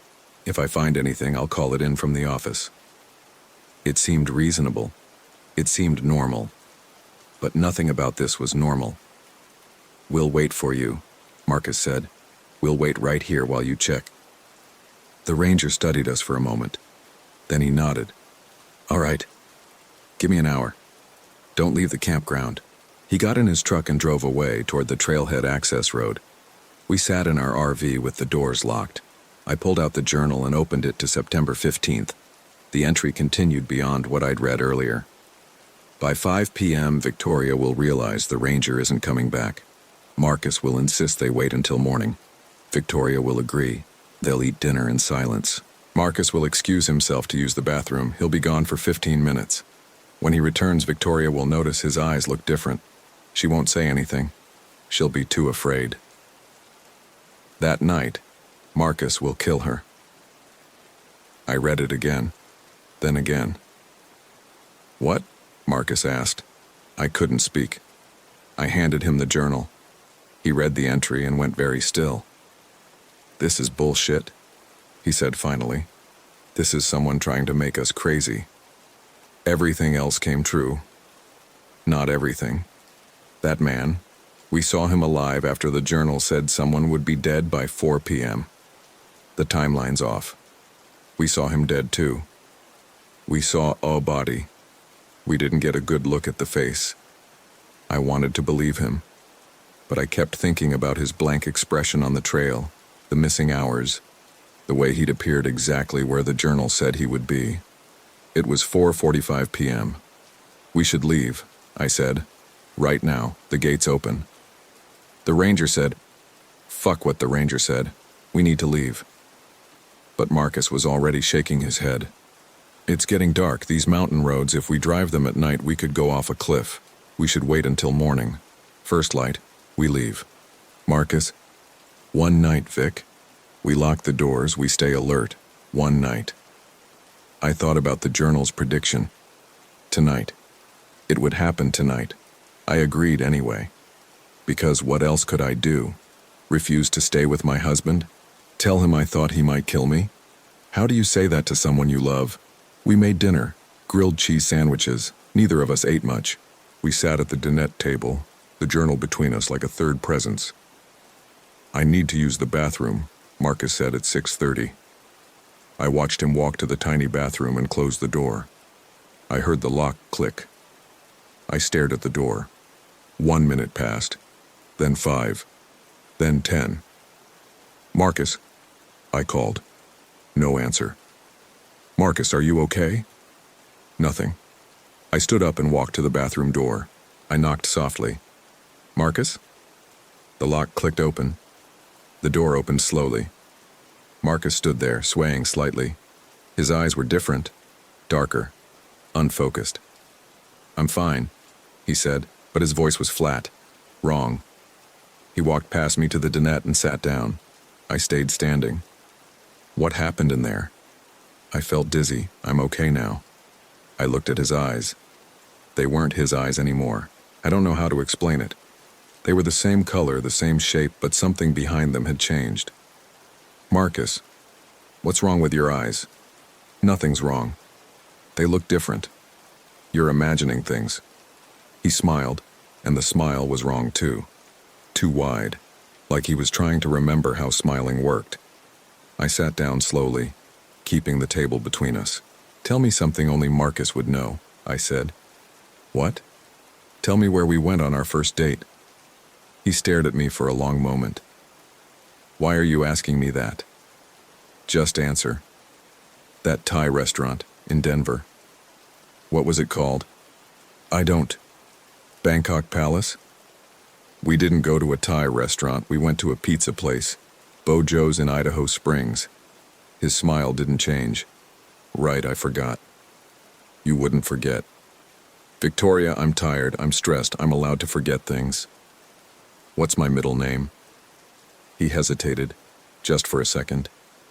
Marie. It's Grace. I know that. I was testing you. I stood up. I'm going outside. You shouldn't go out there alone, it's getting dark. I need air. I grabbed my phone and the knife and stepped outside. The sun had set. Shadows stretched across the campground. I walked away from the RV toward the tree line, trying to breathe, trying to think.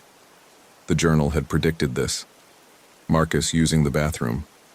Being gone longer than normal. Coming back different. But what did different mean? Was he possessed, drugged, or just exhausted and scared like me? I heard a sound behind me. Turned. Marcus stood in the doorway of the RV, silhouetted against the interior light. "Come inside," he called. "In a minute." "Victoria, it's not safe." "I'll be fine." He stepped outside and started walking toward me. His movements were odd, stiff, like a puppet on strings. "Come inside," he repeated. "Marcus, stay there." He kept walking. I backed up, raising the knife. "Stop." He stopped. We stared at each other across 15 feet of darkening campground. "Something's wrong with you," I said. "Nothing's wrong." "Then why are you acting like this?" "Like what?" "Like you're not you." He tilted his head. The movement was too smooth, too calculated. "I am me. I'm Marcus, your husband. We've been married 3 years. We live in Denver. We came here to save our marriage." Each sentence came out mechanical, like he was reading facts from a card. "What's my favorite movie?" He didn't answer. "What's my favorite movie, Marcus?" "I don't." "The Notebook?" "I hate The Notebook. I've always hated it. You know that." "I forgot. You're not him." The thing wearing my husband's face smiled. "Where would he go?"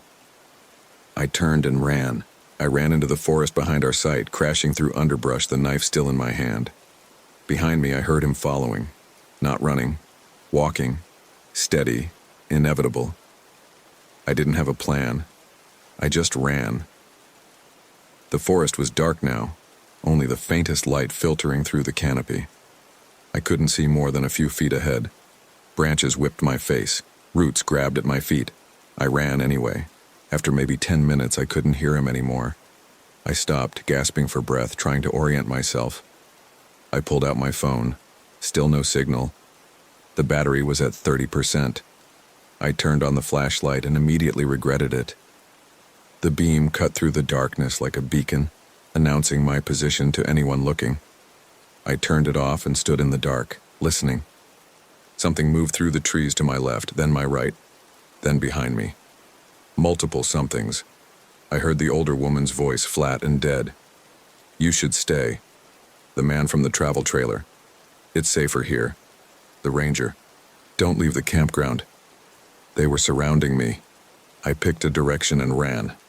More sounds, more voices. The forest was full of them, all speaking in that same emotionless monotone, all saying things that almost made sense but didn't quite.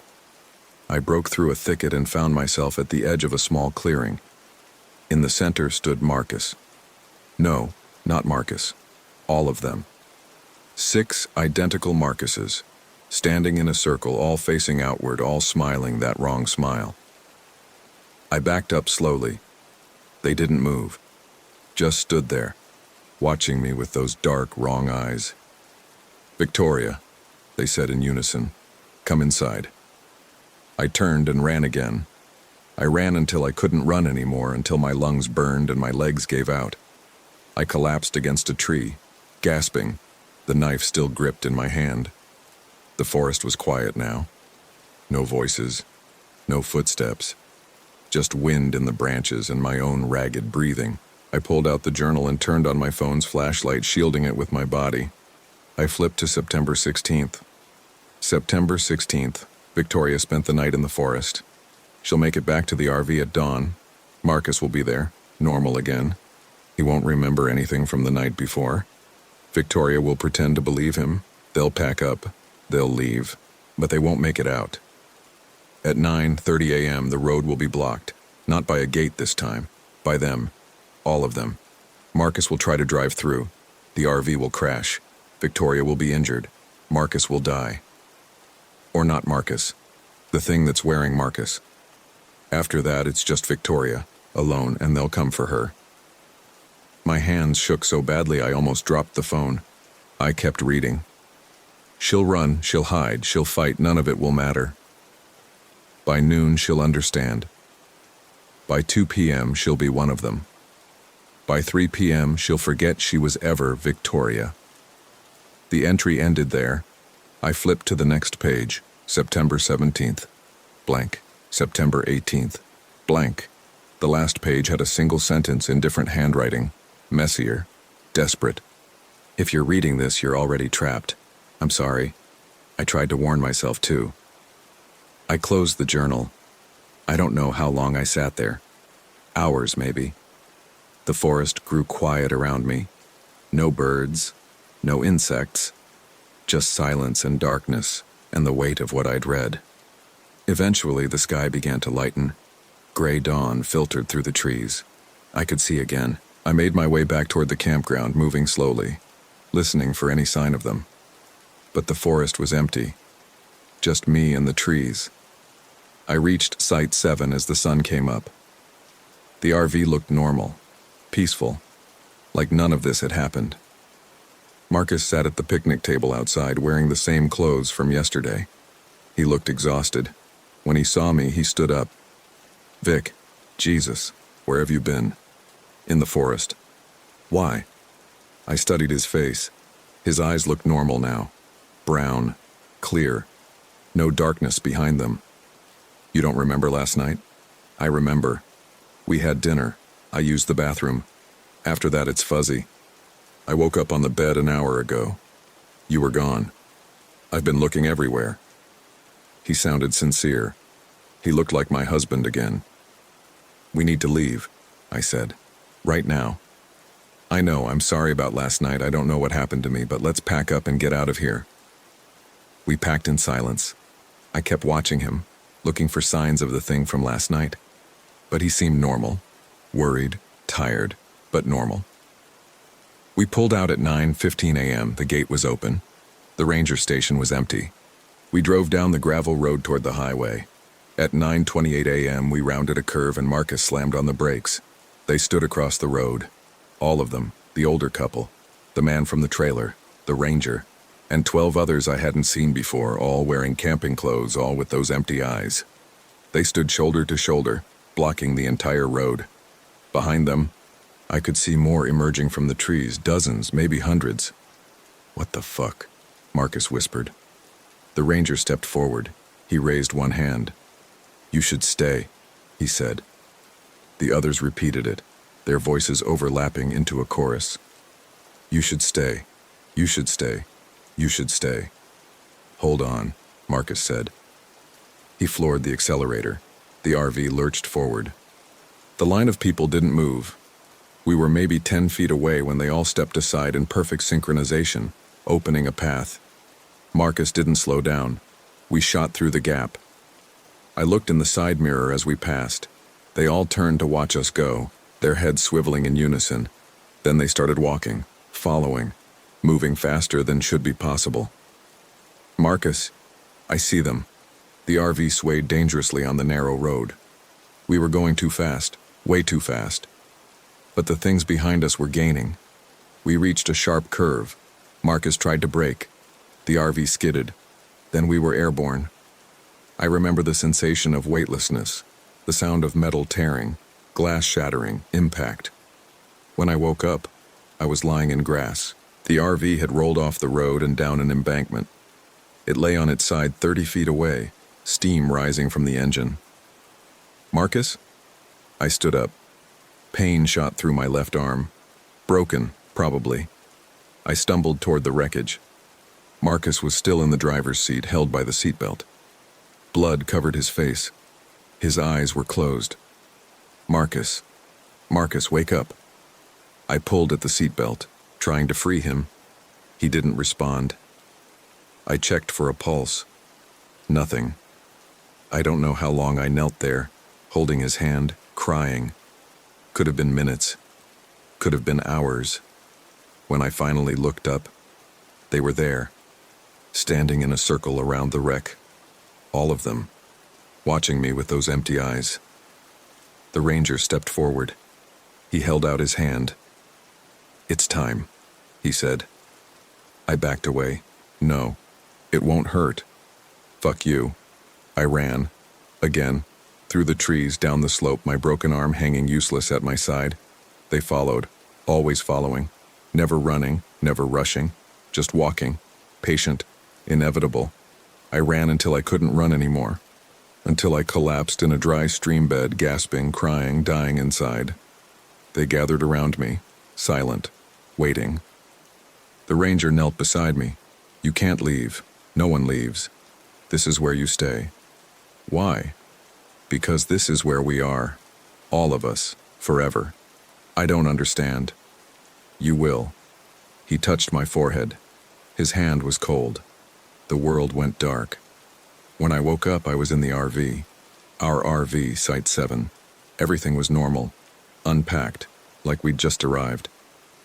Marcus stood at the stove making coffee. He smiled when he saw me. "Morning, sleepyhead. Want breakfast?" I looked at my left arm. Not broken. No pain. I touched my face. No cuts, no bruises. "What? You okay? You look pale." I stood up slowly. "What day is it?" "Thursday, September 14th. We just got here, remember?" He poured coffee into 2 mugs. "You were worried about finding something weird. That journal or whatever. But we looked. There's nothing here. Just us and 5 days of peace and quiet." I walked to the cabinet above the dinette. Empty. No journal. "Marcus, I remember..." "Hey."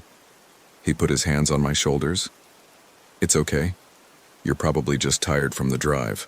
Why don't you sit down, have some coffee, and we can plan out our day." His eyes were brown, clear, normal. But when he smiled, it was too wide, too perfect. I pulled away, walked to the door, looked outside. The older couple sat in their camping chairs. The man from the trailer dumped his gray water. The ranger's truck was parked at the station. All of them turned to look at me at the same time. Then they waved. "Come sit down, Vic," Marcus called from inside. "Breakfast is almost ready." I stood in the doorway, frozen, trying to understand. Had it all been a dream? A hallucination? Or had I already died in the crash and this was something else entirely? I reached into my pocket. My phone was there. I pulled it out. September 14th, according to the screen. But when I opened my photos, the last picture was dated September 16th. A blurry shot of trees taken while running. Marcus appeared behind me. "What are you looking at?" I turned to face him, studied his eyes, looking for the darkness, looking for any sign of the thing that had taken him. "Nothing," I said. "Then come eat." He held out his hand. I looked at it, looked at his face, and I understood. I took his hand. We ate breakfast together, scrambled eggs and toast. Marcus talked about the hikes we'd take, the sights we'd see. I nodded and smiled and pretended everything was normal. Because what else could I do? At 11 a.m., a new RV pulled into the campground, a young couple with a dog. They waved as they passed. I waved back. At 11:30, they set up at Site 8. The woman was unpacking groceries. She pulled something from a cabinet and held it up, confused. A small leather-bound notebook. I watched from our picnic table as she opened it. Saw her face go pale. Saw her show it to her boyfriend. Marcus came outside and sat beside me. He followed my gaze. "New neighbors," he said. "We should introduce ourselves later." "Yeah," I said. "We should." "Tell them about the trails. How beautiful they are." "How beautiful they are," I repeated. He put his arm around me. I leaned into him. His body was cold. "You should stay," he whispered. "I should stay, I said, and I smiled. The journal appeared in my hands. I didn't remember picking it up, but there it was. I opened it to the first page. September 14th. Victoria arrives. Finds journal. Reads first entry. Doesn't believe it yet. The handwriting was mine. I looked at Marcus. His eyes were dark now, Wrong. Your turn to write tomorrow's entry, he said. I nodded, picked up the pen I didn't remember grabbing. September 15th. I wrote, "The new couple will wake at 3:17 a.m. The woman will find this journal on their table. She'll read it. She'll try to leave. She won't make it out." My hand moved across the page, writing words I didn't choose. Words that were true. Words that would be true. Because this is where we are. All of us. Forever. I can't leave. No one leaves. The mountains don't let go. If you're reading this, you already know what comes next. You're already here. You should stay. It's safer here. The trail is beautiful today, and tomorrow you'll say the same thing to whoever comes after you. You'll smile that too wide smile. You'll watch with those dark eyes. You'll forget you were ever anyone else, just like I'm forgetting. What was my name again? Victoria. Victoria Hayes. I have to remember that. I have to. But it's getting harder to hold on to. Like trying to grip water. Every minute a little more of me drains away. Marcus, no, not Marcus, the thing wearing Marcus, says it's easier if I stop fighting. Says I'll be happier once I let go. Maybe he's right. Maybe it's easier to stay. The new couple will try to run, they always try. But the mountains are patient. The mountains always win. And tomorrow, when they fail, when they crash or get lost or come back wrong, I'll be there.